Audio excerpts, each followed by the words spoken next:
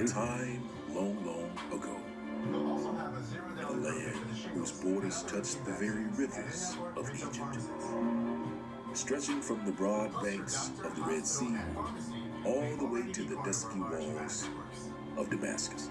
So call the number on your screen now to speak with the licensed Humana sales agent. O You may be Jerusalem, able to enroll in one of our dual eligible special needs plans. if I forget thee, O When you Jerusalem, choose Humana, let my right hand forget her cunning.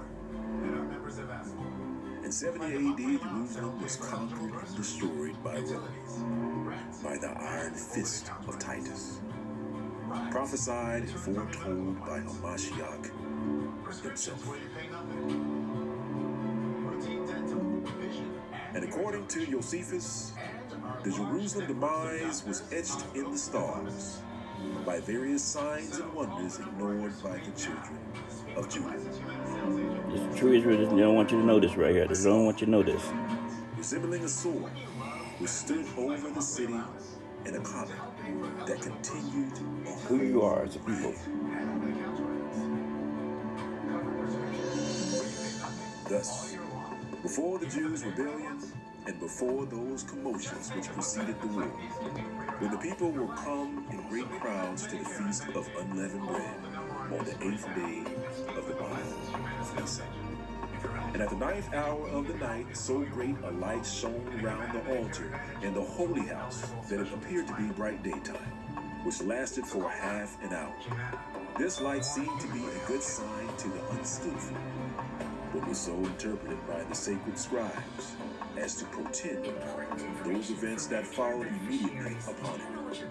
At the same festival also a heifer, as she was led by the high priest to be sacrificed, brought forth a lamb in the midst of the temple.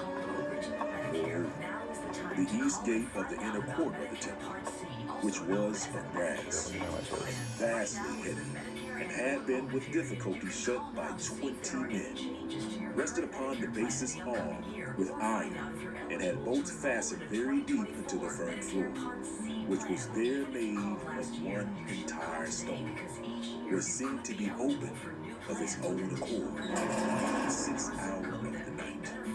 Now those that kept watch in the temple came hereupon, running to the captain of the temple, and told him of it. The temple, the doors of the temple are opened.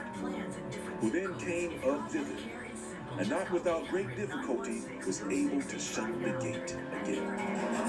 This also appeared to the vulgar to be a very happy prodigy, as if God had thereupon opened them the gate of happiness. But the men of learning understood it, that the security of their holy house was dissolved of its own accord, and that the gate was open for the advantage of their enemies. So these publicly declared that the signal foreshadowed the desolation that was coming upon them. Besides these, a few days after the feast, on the 1 and the 20th day of the month, a certain prodigious and incredible phenomenon appeared. I suppose the account of it will seem to be a fable, were it not related by those that saw it, and were not the events that followed it of so considerable a nature as to deserve such signals. For before sunset, chariots and troops of soldiers in their armor were seen running about among the clouds and surrounding of cities. Moreover, at that feast, which was called Pentecost, as the priests were going by night into the inner court of the temple, as their custom was, to perform their sacred ministrations, they said that in the first place they felt a quaking, and heard a great voice, and after that they heard a sound of a great multitude, saying, "Let us remove from us."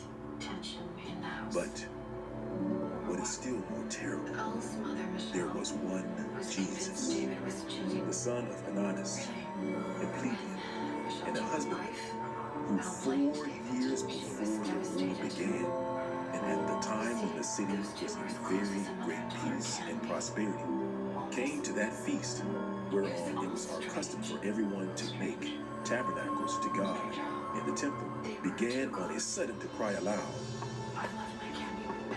"A voice in the east, A voice in the west, a voice from the four winds, a voice against Jerusalem and the holy house, a voice against the bridegrooms and the brides, and a voice against this whole people. And this was his cry as he went about by day and by night in all the lanes of the city.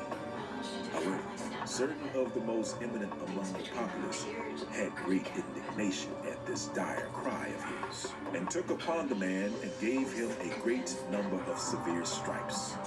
Yet did not he either say anything for himself or anything peculiar to those that chastised him, but still went on with the same words which he cried before. Hereupon our rulers, supposing, as the case proved to be, that this was a sort of divine fury in the man, brought him to the Roman procurator, where he was whipped until his bones were laid bare.